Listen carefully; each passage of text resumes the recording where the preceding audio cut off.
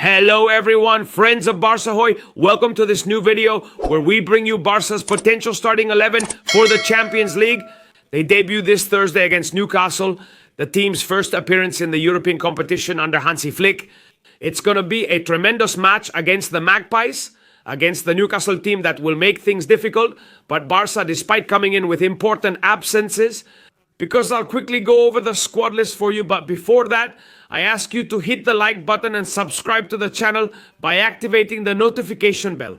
And don't miss anything, because tomorrow, Thursday, we'll be live for more than 2 hours with that amazing pre-show and the analysis from Albert Blaya, the #1 football club Barcelona analyst, who will tell us the best, the worst, and everything you need to know about Newcastle and Barcelona. That's why stay until the end of the video, because I'll bring you Barcelona's possible starting 11 for tomorrow in Newcastle.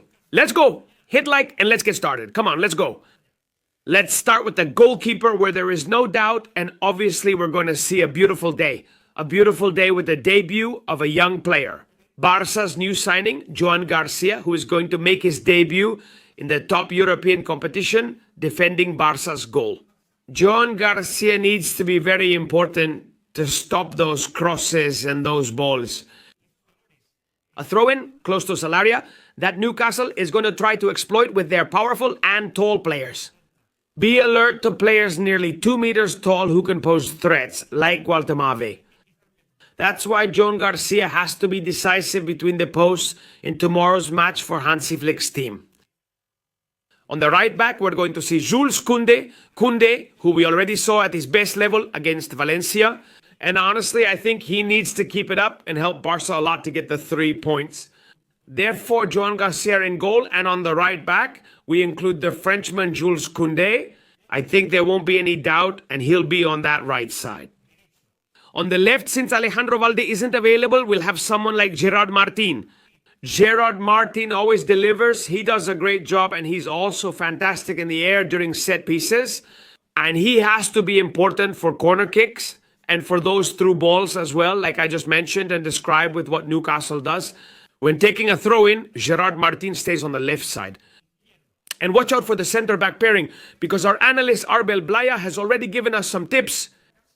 It looks like Paco Barça is going to play as the left center back, and for this particular match, let's remember that he's already had 2 games as a substitute.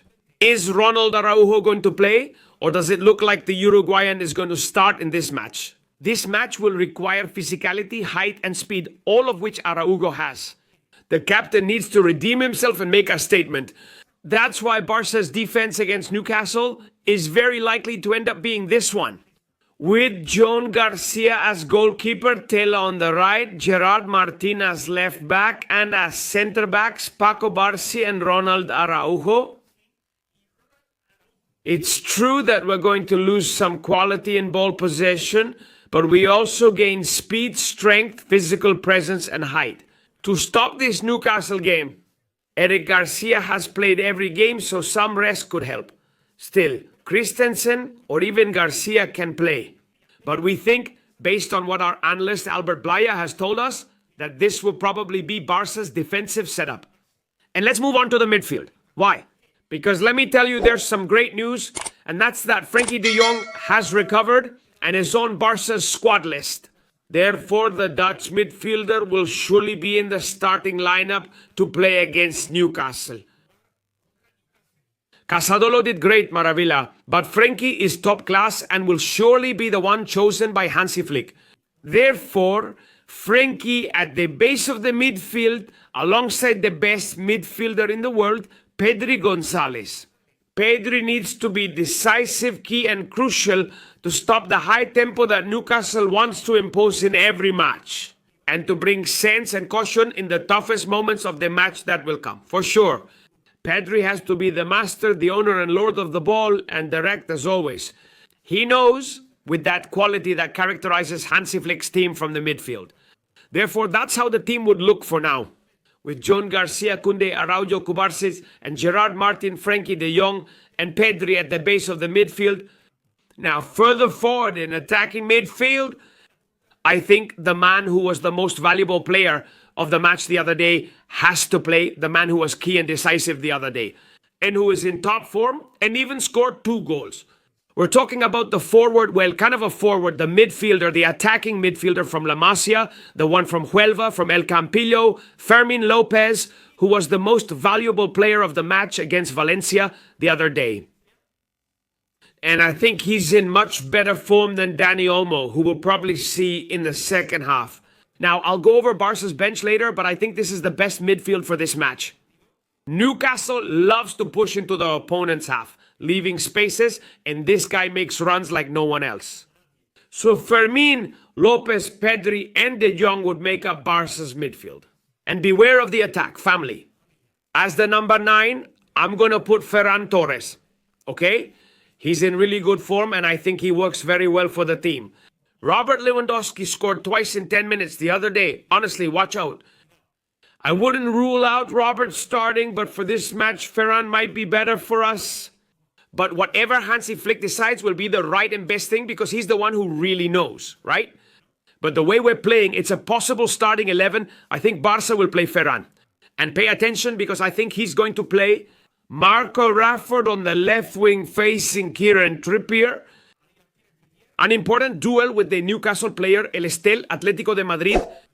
Also, Marco Rashford returns to a Premier League field, eager to impress and secure his place. And he could be decisive in that match. And on the right wing, we'll see Captain Rafinha, a man who also has to be very, very important. Very important, Rafinha. Let me find him for you. Here is Rafa. And I think he's the difference maker, the decisive one, the one who leads the team, the one who works harder than anyone else, the one who finds space, shoots from anywhere, and always aims for the goal. With that hunger for goals and the desire to win matches, how good is Rafinha? How important is he going to be for this game? I think he must be the one who makes the difference.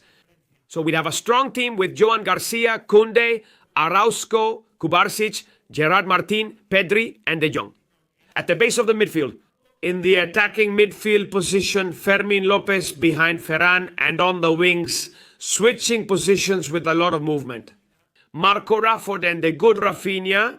In the second half, we'll see Lewandowski, Dani Olmo, possibly Ronny Vardali's Champions League debut, Marc Asado, and maybe Eric Garcia as well.